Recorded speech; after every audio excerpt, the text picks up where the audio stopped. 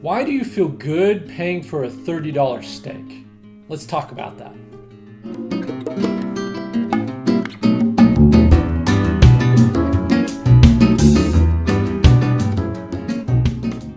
Welcome back to the Step Next Training Channel, and I'm Kevin, and today we're talking about the good, better, and best marketing philosophy and how it makes you feel good about paying for a $40 steak.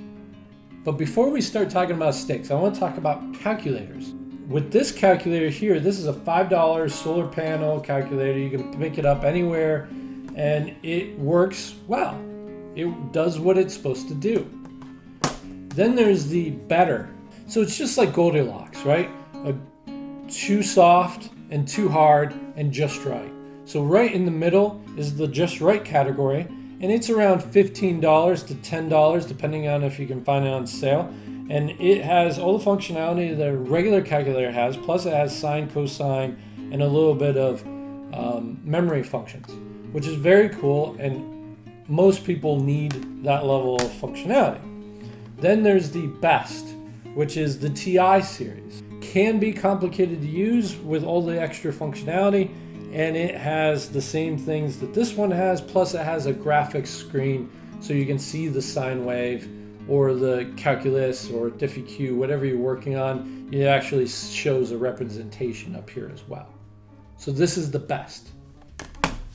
People that really need these functionalities will always buy a TI, but there's also a 10% of the population out there that say, I don't want to mingle with everybody else. I cannot be seen with the good. The best would work for me. However, I want to show off my status symbol and have the most expensive calculator in my high school. So they'll go and spend the extra money and purchase the high-level calculator, even though they have no ability to use it or have the need to use it either. So we'll call that the best. Now what ends up happening is 10% of the market will go to the best, just out of the fact that they want the highest class version of a calculator. The rest of the market will go right here. About 80 to 85% of the market will sit in the middle. They will sit at the better. They will sit in between the good and the best and say, this is the better, and I'm going to invest my money in the better. I don't want to buy the cheapest, and I don't need the most expensive. So I land right in there in the middle. And when buying something like this, you feel good about your purchase. You feel good that you didn't buy the cheapest, and you feel good that you didn't get fooled by needing the most expensive. So you feel great about your purchase. You say, okay, $10 to $15, that's what it costs for a good calculator. And you self-justify it to yourself, and you say, I felt good about making this purchase. And that's fantastic. That's what every retailer wants to have. They want the consumer to come back to them and say, I feel really good about buying this calculator from you. And I might buy one in the future for a friend of mine or whoever else. So that's cool about calculators, but what does this have to do with steak and me eating steak? Well, the reason why I bring up the calculators and the good, better, and best is they're doing the same marketing campaign at a good steakhouse. So if we're talking about prices, maybe you have a $15 steak, you have a $25 steak, a $40 steak, and then you have an outlandish best version of a steak at $100 or $150 steak, sitting way out there, high level cost associated with the best steak. Well, the reason why that exists, they're not actually looking to make a huge profit on whoever gets duped on the fact that they could sell them a $150 steak.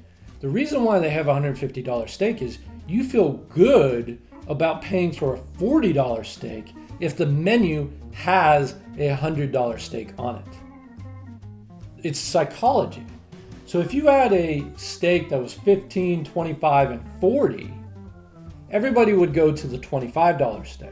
But if you have a steak at $15, $25, $40, and $150, everybody will pay for the $40 steak.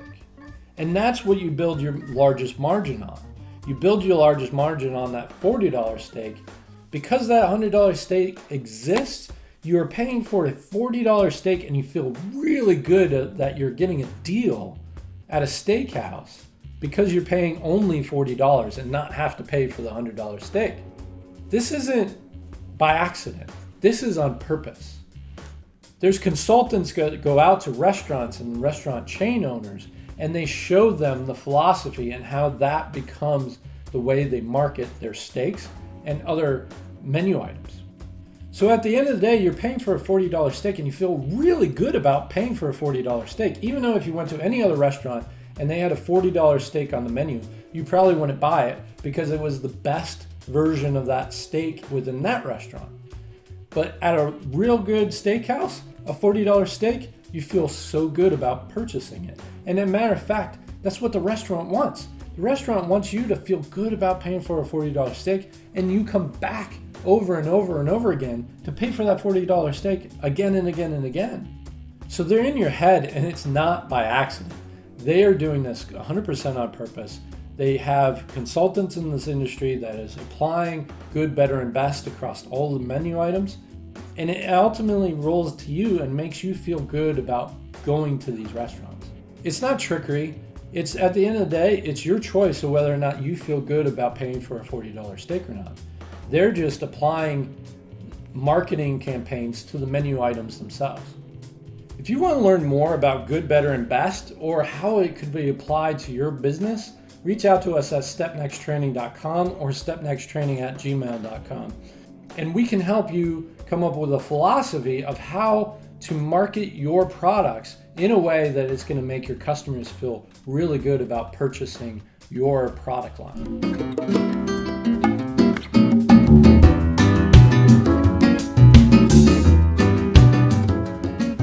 If you like this video, please give us a thumbs up. And if you want to see more of this type of topic, please subscribe down below. We're going to have a lot more videos on this and other option control topics.